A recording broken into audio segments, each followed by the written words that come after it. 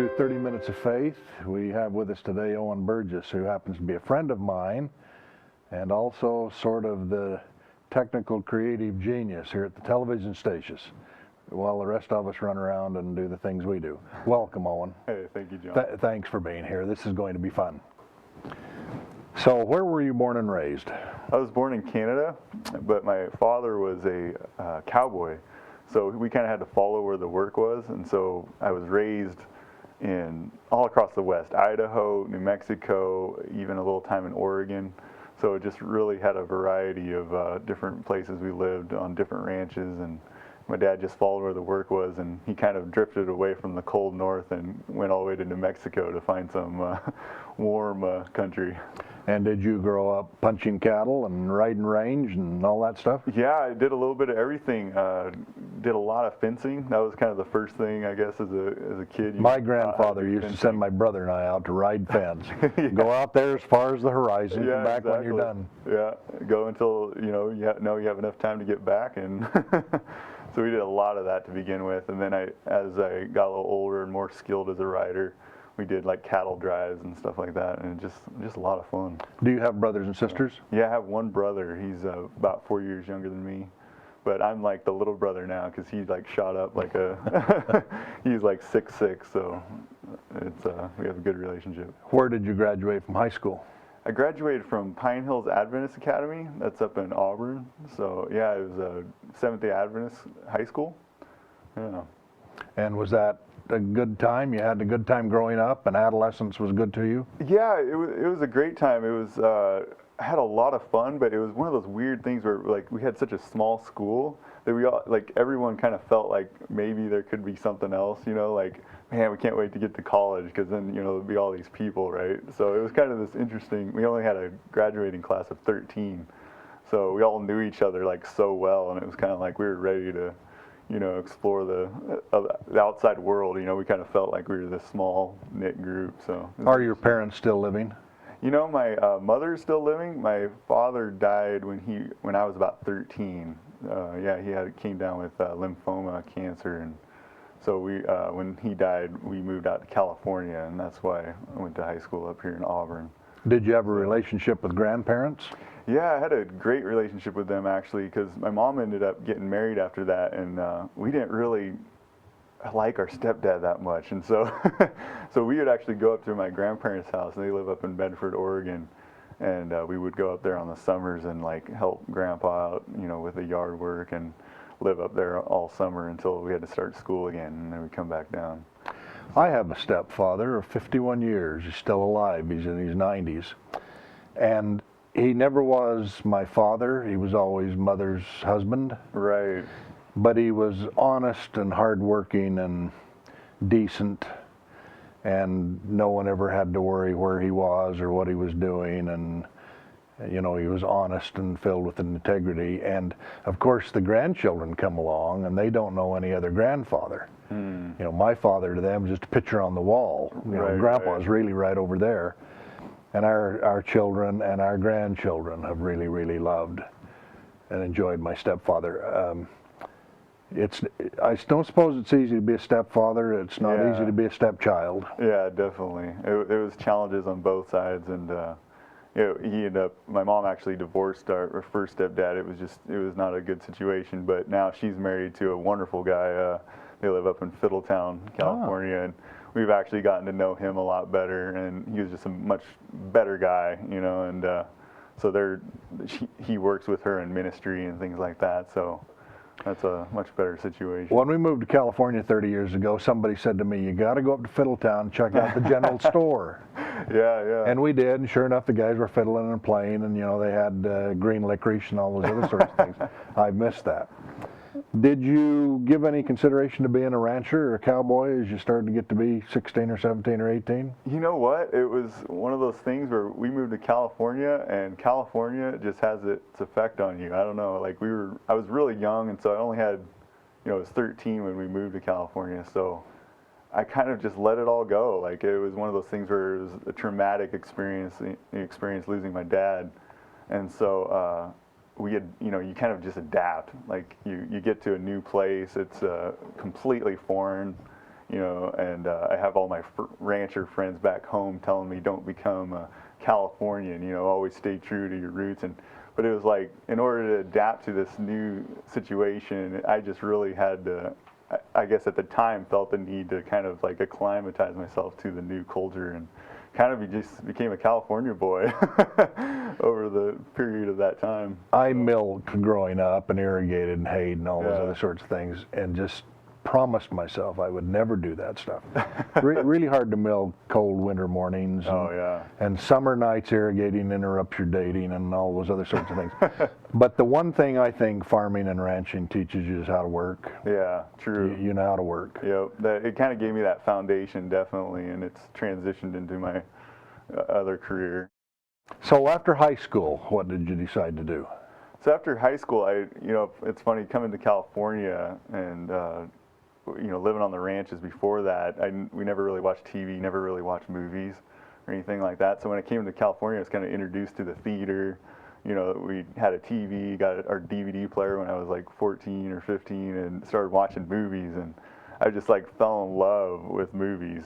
I watched them as much as I could. I remember my mom got like the gold Blockbuster card because me and my friends watched so many movies on the card, you know, from Blockbuster, that we like got a new membership where we get a free DVD every time we rented one. So it was pretty cool, and I just fell in love with storytelling and all of that, and decided, hey, I'm going to go to film school, find out what I can do, you know, and see if I can make those movies, you know.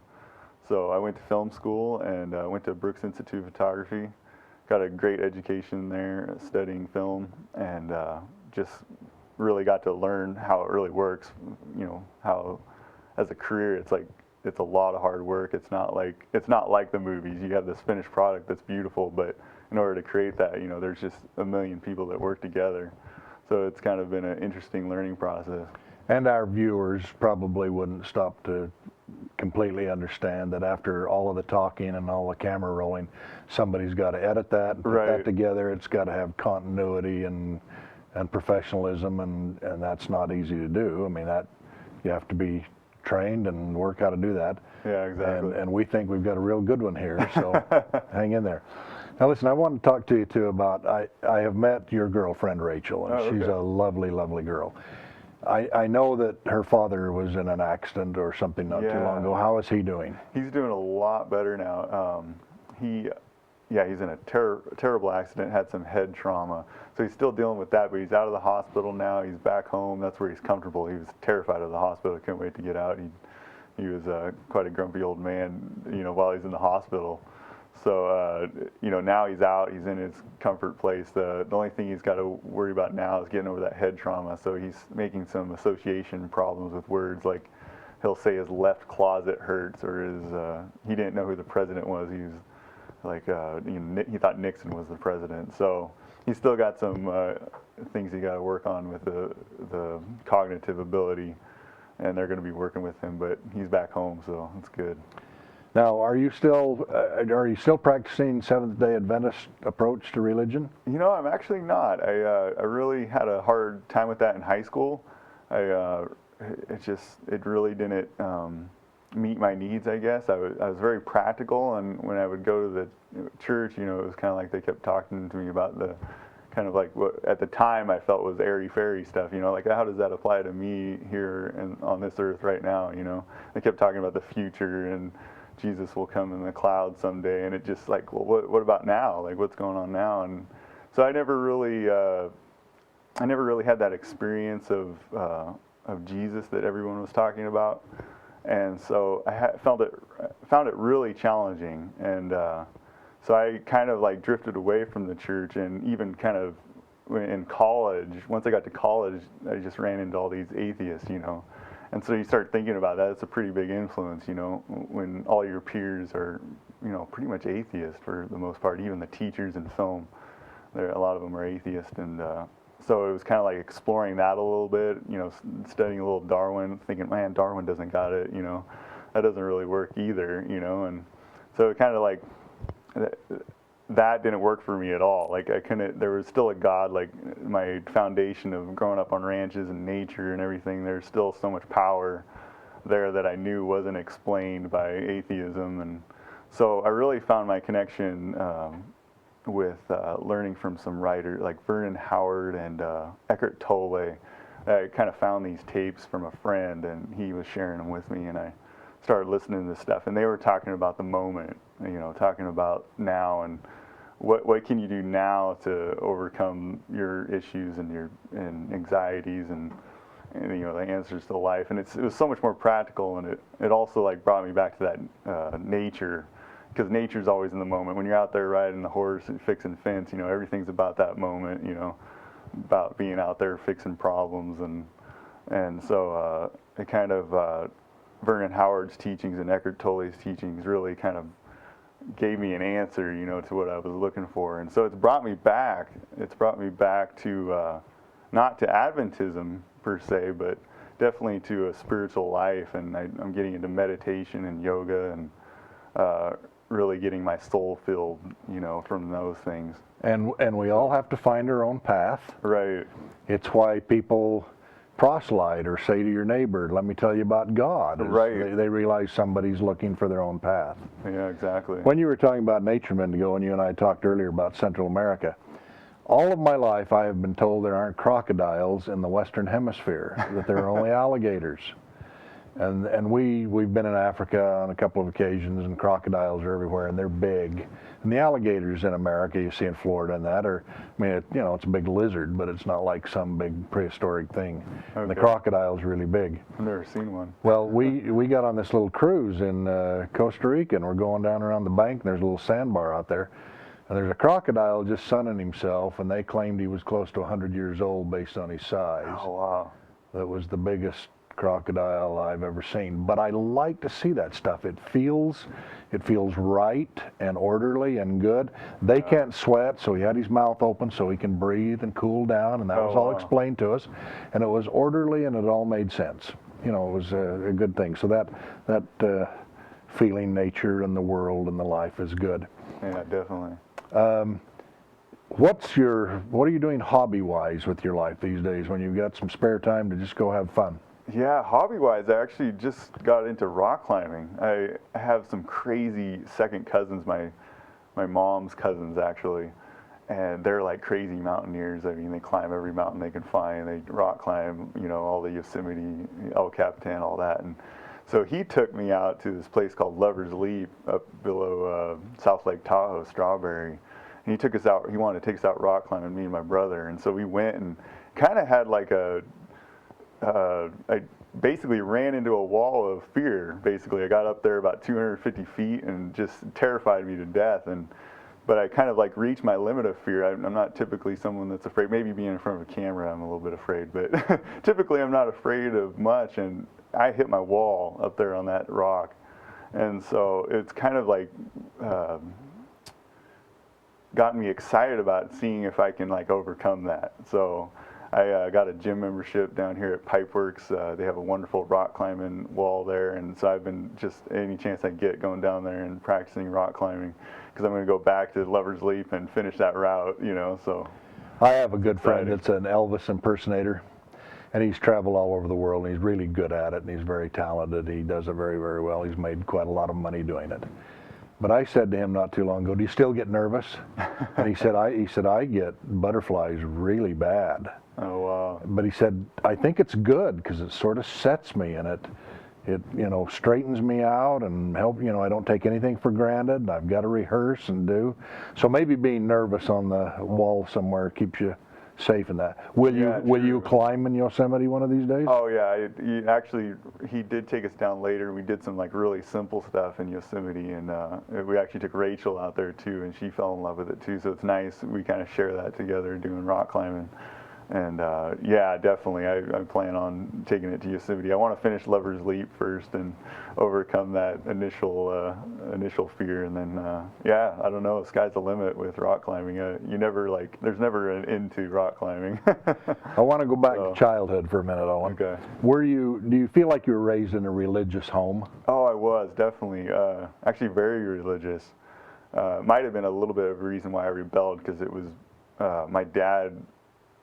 Was a pretty strong elder in the church, and he preached on Revelation all the time. I remember those. I could almost recite to you all the the stuff out of Revelation just because I heard it so much. But it was a very loving home. Always, I always felt the love from both my parents. The religion was maybe almost too much at the time because it was definitely part of the reason why I got away from it, because I just heard it all the time, and so it was definitely a religious home. Yeah. Did you think your life had ended when your dad died? It was weird. I never felt that way. It was one of those things where something really, there's just an extreme amount of loss, but that I knew I was so young. I knew it was a situation where this isn't very typical. Most people have a dad a little bit longer than this, and I felt like, man, there's just so much life ahead of me. Like, what do I have to do now? I just got to keep going, and you have that profound loss, and you just learned we came together, me and my mom and my brother, like, had a much stronger bond after that, because we kind of just clung to each other. It was the only thing we had. So we kind of created a much stronger relationship between us three, and which also made it difficult for the stepdad to come in, because we had such a tight bond that it was rough for him. But no, you have that sense that your life's still going on, and you got to figure out how to do it, But at the time, it's just really hard, yeah. What were your hobbies as a child? As a child, oh man, cowboys and Indians, man. Me and my brother was always the cowboy and I was always the Indian. So I'd build the teepees and he would build the forts, and man, we had a blast. We lived out in the country, of course, and we had these mountains right behind our house, and so we would actually go up hiking in the mountains. Like, we had cliffs up there that we'd hike around, and man, we were just cowboys and Indians all day long. So it was a lot of fun. Did you own a bicycle? Yeah, we did actually. Yeah, we had 2 bicycles. Yeah, that was a lot of fun too. We got into quite a bit of trouble with the bikes. Like, me and my brother would be racing down these hills, and yeah, my brother actually one time like flew off the road into a barbed wire fence, because there's so many barbed wire fences everywhere, and we would like fly those things, and the brakes, went on it one time with my brother, and he just went flying into the fence. We had to pull him out of the barbed wire fence. But beyond that, it was good, just some cuts and scratches. And I had an older brother get lost in a culvert one day. Okay. It wasn't a great big, giant culvert. It was big enough for kids to get in. But all I could think of was to run to the other side to see if he was going to survive. And about the time I got there, he just came shooting out there with the water.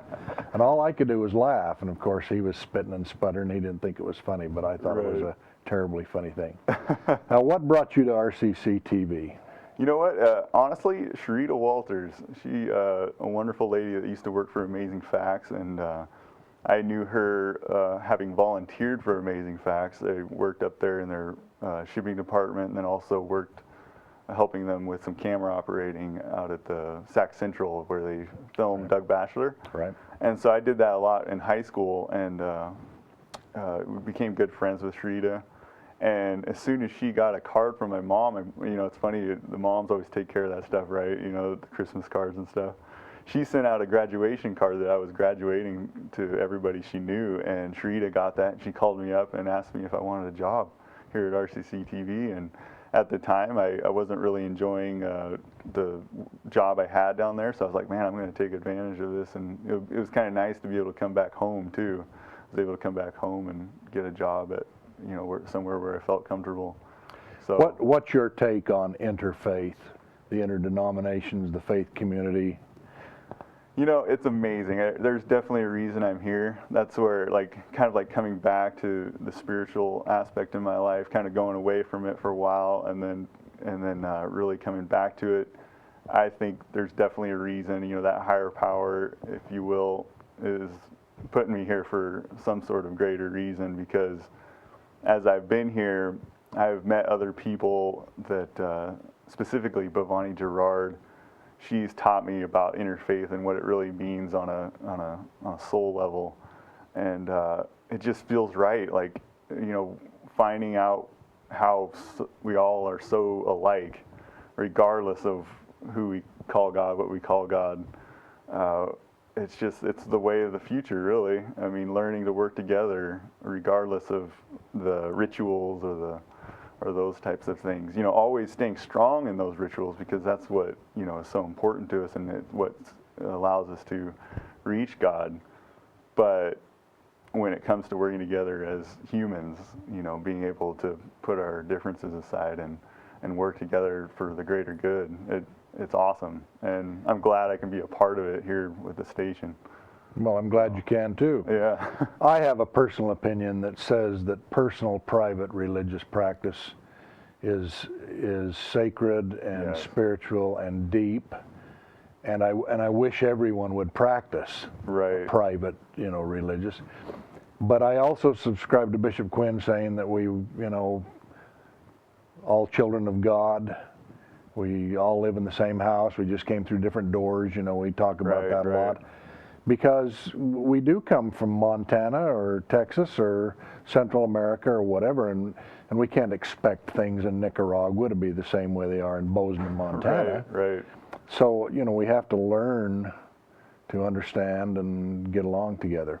Yeah. Now, what are you going to do in the next 10 or 15 years of your life? Wow, you know, I really still have that passion for making films, and so one way or another I'm going to be, you know, directing and producing films. Definitely, that's still my goal. And then as far as, you know, RCC TV and the interfaith work, I will always stay in this. I'm actually in a program right now, interfaith studies program, to kind of learn more about each faith and the deeper traditions. And I feel like I'm definitely going to have a place there. Maybe, I don't know if it's going to be as far as becoming a minister or anything like that, but definitely being involved with the interfaith concept, and I plan on staying with that, you know, because it definitely feeds my soul. I think we're all in this together on this planet, and whatever we can do together to make it better, you know, that's my goal. So making films and and working with interfaith, that's lots of different ways to teach religion and Yeah. spirituality, Yeah. and all of those other things. Now, do you have desires to be a father? Are you looking in the future for starting a family and those kinds of things, or are you going to sort of be married to your work? You know, that's hard. I'm actually right at the transition point of that. I think I need to make that decision, you know. It's like I started to feel that a little bit, like if I want to have a family in the next 10 years, I'll need to figure that out, you know. So it's one of those things. It's hard for me because I'm so passionate about my career, and I'm just not sure about the family part of it. Like I would love it, and I know if I had it, I would put my whole heart into it, but I'm like right on the tipping edge there. I don't know which direction to go there. Well, I'm not the matchmaker or the expert in all Yeah. of this, but I can tell you that nothing ever greater happened to me than to be a father. Okay. It just brings you so much joy. And in the meantime, you get to go on with your work and do all the other things. And then one of these days, the kids are grown up and gone, and you're still doing, you know, you're still plugging away at what you do. Right. Do you have, because you're younger than I am, and I'm old enough to be your father, do you have favorite music and food and culture and sort of things you gravitate to? Oh yeah. That's just comfortable for you? I love Mexican food for some reason. I don't know if it's whether, you know, growing up in New Mexico, like almost everybody there made just fantastic Mexican food. So I definitely love Mexican food, and I'm trying to think of what else. You talked about movies. Do you have a favorite movie? Oh yeah, definitely. Heat. I don't know if you've ever seen this movie. It's got Al Pacino and Robert De Niro going at it. Like Al Pacino's the cop and Robert De Niro's the bank robber, and it's just one of those great clashes of two great actors and two great concepts clashing, and I just love that. I love that film. So. What do you listen to on your iPod? Oh man, I listen to mostly rock and roll. I just love good rock and roll. Yeah, anything like I have a lot of getting into like these indie bands too. There's a lot of indie bands coming up right now. Like Fair to Midland is for one. It kind of like combines folk music with rock, so I kind of enjoy that, and kind of the mixing of genres. So well, cool. Speaking of rock and roll and Mexican, on the cruise that we're recently back from, they had a Mexican night at the buffet, and everything was themed out up on the upper deck, you know. Oh, But there were so many middle-aged and older people on that ship that I don't know, there's 3,000 passengers, and I'd say maybe 75 people showed up. And one of the women said to us there, she looked around and she said, wow, this is like going to Taco Bell in a rest home. And we had a good laugh over all of that. That's funny. Where will your passions be 30 years from now? Oh man, it's so hard to look that far, but Are you sort of in a place now that you thought you would be when you were 15? not at all. Not at all, actually. In high school, I had no idea where I was going and that type of thing. I kind of thought, like, I was always told you go to college, and so I went to college and I would figure it out in college, and in some ways I did, but then there's a lot more questions that arise when you go to college. So it's kind of been one of those things where I'm passionate about film, I'm passionate about interfaith, I'm passionate about my spiritual life, and I'm going to see where that leads me, What are you working on here at RCC TV? Hey, we're working on some great shows here, specifically A to Z with B. We love working with B. Bailey. She has a fantastic show that... Terrific woman. Yeah, she covers so many great topics. Like, we just covered human trafficking and, a variety of projects with her. Fantastic show. I think everyone should tune in for her show. And we're also working with a couple of other people, Greek Voice. We're working on a new cooking show coming up in the future. So we got a lot of exciting things going on. Also have a media ministry class that we're hoping to work with Ron Jones from Channel 13 on to really help our clients learn how to really bring their production level up. So I'm excited. We've got some fun things going. Well, and media is the wave of the future. Now, quickly, as we end, if you could wave the wand to fix something in society, what would that be? Organic food for everybody. That's what it would be. Good. Thank you. It's Thanks. nice to sit with you, Owen. Nice to visit. Thanks for doing this. I know that wasn't your first choice. Thank you. Thanks, John.